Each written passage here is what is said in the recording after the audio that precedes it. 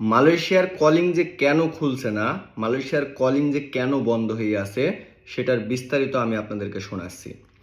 মালয়েশিয়ায় কিন্তু পাকিস্তান, নেপাল, বিভিন্ন রাষ্ট্র থেকে লোক আসছে, কিন্তু বাংলাদেশ থেকে কেন লোক যাইছে না, কি সমস্যা আপনাদেরকে শোনাই। ভালো করে মনোযোগ সহকারে এই ভয়েসটা শুনবেন, মনোযোগ সহকারে শুনবেন এবং মাথা দিয়ে বুঝবেন যে বাংলাদেশ থেকে লোক কেন যাইতে পারছে না। নেপাল থেকে লোক যাইছে, পাকিস্তান থেকে লোক যাইছে, ইন্ডিয়া থেকে লোক যাইছে, কিন্তু বাংলাদেশ থেকে কেন যাইছে না। এই ভয়েসটা আপনি মনোযোগ সহকারে শুনবেন, আপনি নিজে বুঝতে পারবেন যে কেন বাংলাদেশ থেকে লোক যাইছে না।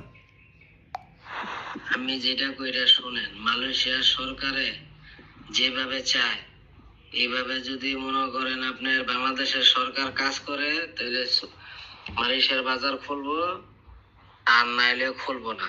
ঠিক আছে, ওরা WCMS এর মারফতে লোক নিব, ওরা 25 জন 50 জন এরম এজেন্সির নাম দিব, এই এজেন্সির নামে লোক পাঠাই দেব। যদি ওরা বাংলাদেশ মানে তাহলে মার্কেট ওকে, না মানলে মার্কেট বন্ধ। অন্য জায়গা থেকে লোক আনতে আছে, লোক আইনা বইরা দিব, বাংলাদেশে ফুটকি মারা খাই বইয়া থাকবো। বাংলাদেশে আর খুলন লাগতো না যদি বাংলাদেশে মালয়েশিয়ার কথা না মানে। কারণ মালয়েশিয়াও এজেন্সি আছে, মালয়েশিয়ারও বেটারা ব্যবসা করে, এরাও ব্যবসা শিখাই লাইছে।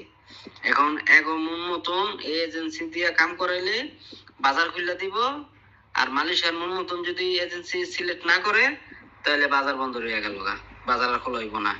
যারা মালয়েশিয়ার কথায় কাজ করবো হ্যাঁ বাজার খুলতে পারবো।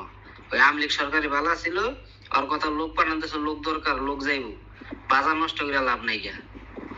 আমলিগে ভালো ছিল, আমলিগ যদি থাকতো ঠিক আছে, বাজার খোলা থাকতো। এটা হলো বাস্তবতা ভাই।